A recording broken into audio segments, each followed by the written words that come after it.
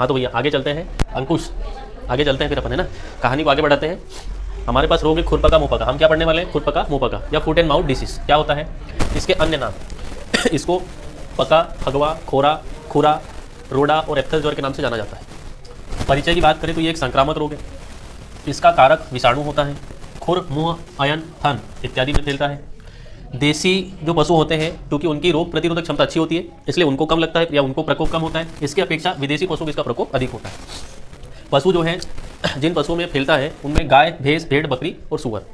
चूंकि गाय, भैंस, भेड़, बकरी में फैलता है तो इसमें मृत्यु की संभावना कम होती है। इसके विपरीत सुअरों में झुंड में रहने के कारण मृत्यु की संभावना सर्वाधिक होती है। या कह सकते हैं कि खुरपका मुंहपका रोग जो है वो सुअरों में भयंकर रूप से फैलता है और उनकी मृत्यु का कारण बनता है। रोग के कारण क्या हो सकते हैं? तो दूषित भोजन खाने से, दूषित जल पीने से, गोबर के संपर्क में आने से, या जो पशु बीमार होता है उसके गोबर के संपर्क में आने से, बीमार पशु के चारागाह में चर के आने के बाद दूसरे स्वस्थ पशु के जाने के बाद फैलता है उसको वहाँ पर। उसके बाद दूषित पशुशाला में जब देखेंगे तो दूषित पशुशाला भी इस फैलने का कारण है। और रोगी पशु के संपर्क में रहने से भी ये स्वस्थ पशु में फैलता है। लक्षण की बात करें तो 1 सप्ताह के अंदर ये अपने लक्षण प्रकट करता है। भारत में अभी तक इसके 3 टाइप की खोज हुई है, ए और सी। सबसे पहले इस वायरस खोजने का श्रेय जाता है लोफर और प्रोस्ट को, जिन्होंने 1898 में इसको देखा था। फिर आए वेली और केरी, 1925 में इन्होंने ए और सी टाइप, ओ टाइप को देखा था और उसकी विभिन्नताओं के को प्रकट किया था। फिर वाल्टमैन और ट्राटमिन आए 1926 में, इन्होंने खोज करी सी की। ठीक है, तो इस तरीके से एक बेसिक बातें इनकी खुरपका मुंहपका रोग की होती है। क्योंकि एक वायरस जनित रोग है इसलिए जब भी 1 नंबर प्रश्न आएगा कि खुरपका मुंहपका रोग क्या है तो वायरस जनित या विषाणु जनित रोग है। अब इसके छूत के लगने के ढंग क्या होते हैं या फैलने के ढंग क्या होते हैं, किस माध्यम से फैलता है?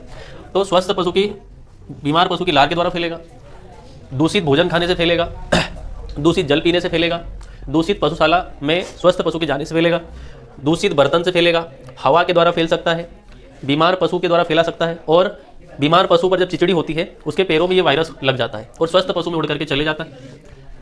अब बात करें लक्षण प्रकट होने का समय, तो गाय भैंस में 1 से 6 दिन के अंदर अंदर जो है लक्षण प्रकट करता है, जिसका पता हमें लग जाता है तो हम इसका उपचार कर सकते हैं। जबकि सुअर में ये अपने लक्षण 48 घंटे के अंदर अंदर प्रकट कर देता है। लक्षण क्या क्या हो सकते हैं? तो सबसे पहले जो पशु बीमार होगा इस रोग के द्वारा उसका शारीरिक तापमान 105 डिग्री फ़ारेनहाइट तक बढ़ जाता है। इसका मतलब शारीरिक तापमान बढ़ जाता है। पशु सुस्त हो जाता है, खाना पीना बंद कर देता है और साथ में इसमें आप देखेंगे या तो कम कर देगा या बंद कर देगा। जुगाली करना बिल्कुल बंद कर देता है, जुगाली नहीं करता है क्योंकि मुंह के अंदर छाल है, जुगाली करना बंद कर देगा। मुंह, खुर, पैर, अयन इत्यादि पर घाव फोड़े हो जाते हैं और फूट जाते हैं। फूटने के बाद वो घाव का रूप ले लेते हैं। मुंह और खुर से लार निकल देती है। पशु के पैरों में घाव, वो विषाणु होने के कारण पशु जो है बार बार पैर पटकता है। और गर्भित पशु को यदि ये रोग हो जाएगा तो उसके गर्भपात होने की संभावना जो है, अबॉर्शन होने की संभावना बढ़ जाती है। या का निदान, तो निदान में क्या करना है? 2 प्रकार के से चले हम। तो एक तो हम लक्षण देख करके उसका उपचार करेंगे, दूसरा हम पशु को टीका लगा देंगे। अब टीका कब लगाया जाता है? तो टीका लगाया जाता है रोग फैलने से पहले। रोग फैलने से पहले क्या लगाया जाता है? टीका। ठीक है, रोग फैल जाएगा तब टीका थोड़ी लगाएंगे। ठीक है, फिर तो हमको तैयार प्रतिरक्षी लगाना पड़ेगा। अब लक्षण प्रकट होंगे, मतलब लक्षण अनुसार लक्षण देख करके हम लोग क्या करेंगे? उस टीके की पहचान करेंगे। क्या करेंगे? पहचान करेंगे, है ना। दूसरा आप देखें, इसके टीका लगाना, टीका क्या होता है? तो जो बीमार रोगाणु होते हैं या कमजोर रोगाणु होते हैं, कमजोर रोगाणुओं को स्वस्थ पशु के शरीर में भेज करके वहां पर उसकी प्रतिरक्षा तंत्र या प्रतिरक्षा उत्पन्न कराना, यह कहलाता है क्या? टीका। अब सावधानियां रखनी है कि इस रोग से बचने के लिए हम सावधानियां रख सकते हैं। तो पशु, स्वस्थ पशु को रोगी पशु से अलग रखना। क्या रखना? अलग। अलग रख करके हम क्या कर सकते हैं? उसको बचा सकते हैं। खुरपका मुंहपका रोग का टीका लगाना, और ये टीका लगाना वर्षा ऋतु से 3 माह पहले ही लगाना चाहिए। क्या लगाना चाहिए? टीका। रोगी पशु के उपयोग किए गए सारे साधनों को, भोजन, पानी, बर्तन, चारागाह इत्यादि वस्तुओं को या तो हमको क्या कर देना चाहिए? रोगाणुनाशों से, जीवाणुनाशियों से क्या कर देना? साफ कर लेना चाहिए। या फिर कुछ सामान्य चीजें, भूसा वगैरह, बर्तन वगैरह, इनको नष्ट कर देना चाहिए। गोबर वगैरह को नष्ट कर देना चाहिए।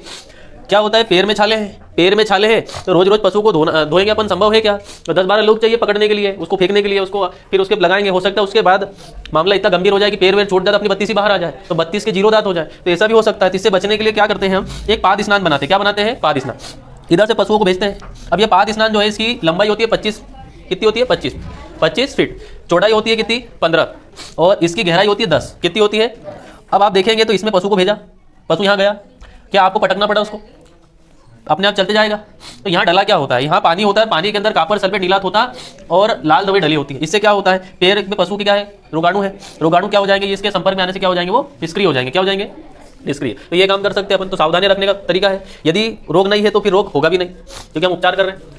अब करें उपचार। क्या उपचार होगा? अब तो अभी तक हमने क्या करा? रोग फैला नहीं, हम सावधानी रख रहे थे। अब रोग फैल गया है, रोग फैल गया है तो क्या करना?